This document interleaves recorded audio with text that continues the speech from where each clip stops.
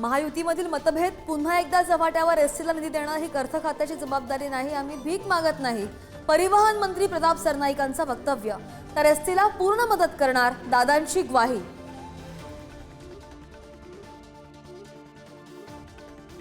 पुण्यातील मंगेशकर रुग्णालयावर अजित पवारांचा संताप. धर्मादाय रुग्णालयाला सरकारकडून निधी मिळतो, मग ते पैसे काय पुजायला ठेवलेत का, अजितदादांचा सवाल. तर हॉस्पिटल सरकारनं ताब्यात घेण्याची उदयनराजेंची मागणी.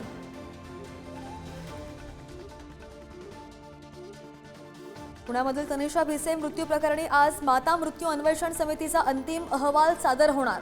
माता मृत्यू अन्वेषण समिती आणि धर्मादाय आयुक्तांच्या अहवालानंतरच हॉस्पिटलवर कारवाईची शक्यता.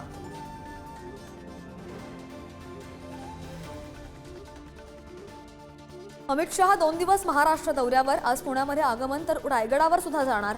दिल्लीला निघण्याअगोदर मुंबईतील सह्याद्री अतिथीगृहावर महायुतीच्या नेत्यांसोबत महत्त्वाची बैठक घेणार.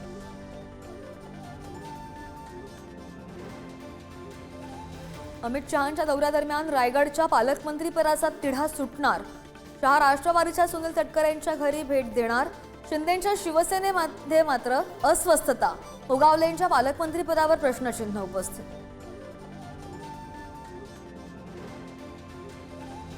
पोलीस अधिकारी अश्विनी बिद्रे हत्या प्रकरणी आज तब्बल 9 वर्षांनंतर शिक्षेवर अंतिम निकाल. मुख्य आरोपी अक्षय कुरुंदकरसह अन्य दोघांना फाशी की जन्मठेप. पनवेल कोर्टाच्या निर्णयाकडे सगळ्यांचे लक्ष.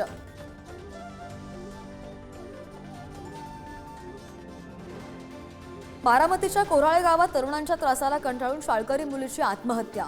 माझ्याशी लग्न कर अन्यथा तुझ्या आई वडिलांना ठार करेन अशी धमक्या दिल्यानं 10वीच्या विद्यार्थिनीनं संपवलं जीवन. 4 जणांविरोधात गुन्हा दाखल.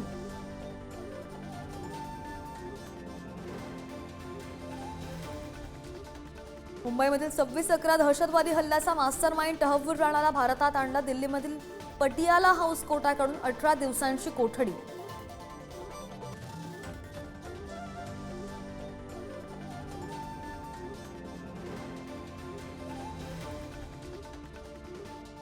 महात्मा फुलेंची आज 197वी जयंती. पुण्यामधील फुलेवाड्यात उपमुख्यमंत्री अजित पवार, छगन भुजबळ, उदयनराजेंकडून अभिवादन. ज्योतिबा फुलेंचं भव्य स्मारक बांधण्याची अजितदादांकडून घोषणा.